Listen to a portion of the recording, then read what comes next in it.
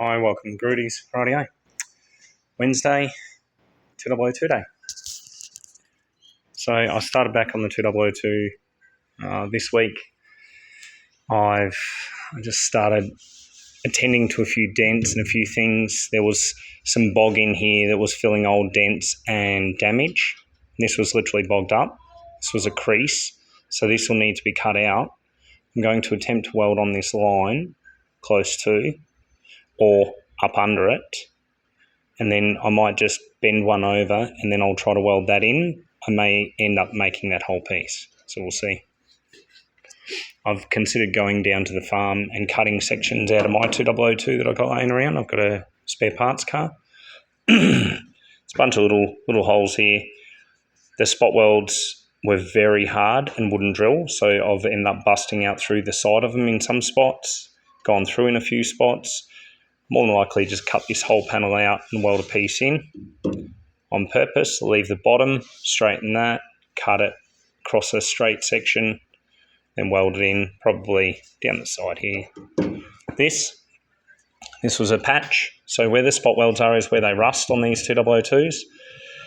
This was actually bent in this area. So wherever something's rusting, if it's had an arse ender, it'll rust where it creased and bent, kind of. All right, so the body line's reasonably decent. All the wheel arch is really good.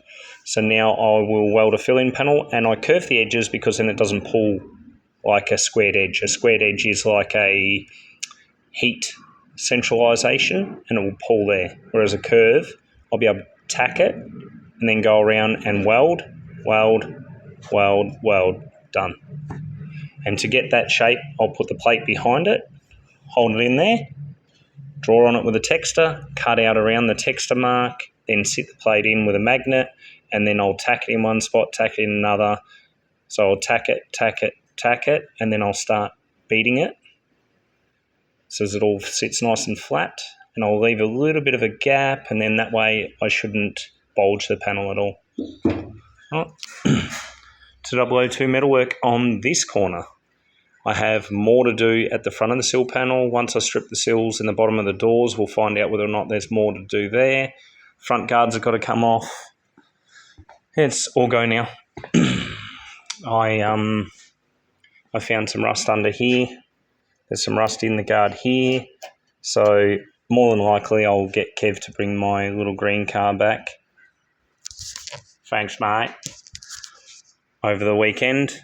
We've got the Cortina coming in, so I might get him to bring the green one back and I'll start cutting that up as parts for this. I'll check all the front in here. Like, look at this. Nasty. This is it with an old car, with a car that's 50 years old. You'll find nasty shit, all right? And you'll find it in weird places, like down in here, there'll be a bunch of rust. There's some in the floor, carpet's coming out. I have to strip. My job is to strip from body line down, bare metal. And that's what I'll do on this car. And then it goes to paint. May sit at paint over the holidays, I don't know. Just is what it is. It was a bit of a doozy, this car. It had a rear tow bar and it's had some bad hits. So if you look, the fuel tank rail here and over that side have a little bit of a bow and they're a little bit wonky. So it's had a bad hit and right here is wonky. So what I'll do is I'll probably cut through the strengthening lip once I finish the other side and I'll straighten it and then I'll re-weld it. Get it as straight as I can, and that's the best I can do without cutting the whole arse end off it, quarters included, and rebuilding the car. But for that, it would need to be on a jig in my eyes. For now, I'll do the best I can. I've got to shrink a little bit more there, but we'll leave that for now, and I'll finish the bottom, and then I'll step back up there. Right, back onto a little bit of content. Just been busy on the M3. Have parcel shelf, dash, that's nearly all done. Parcel shelf's got to be bolted in, dash is bolted in. I'll pull it back out, wire it, flock it, bolt it all in. But I won't do that until I'm wiring the car. I'll fully wire the car, make sure it all works, and then I'll yank it out. The car will have a full new wiring loom. It's going to have a standalone Relay, what is it going to be? It's standalone 6-circuit relay with fuses and a keypad. So that'll control the majority of the car. And whatever won't fit on there that doesn't need many amps, I will just put the switches and fuses. So yeah, that's coming along. It can just sit there, and I'll show you some more stuff on that over the weekend.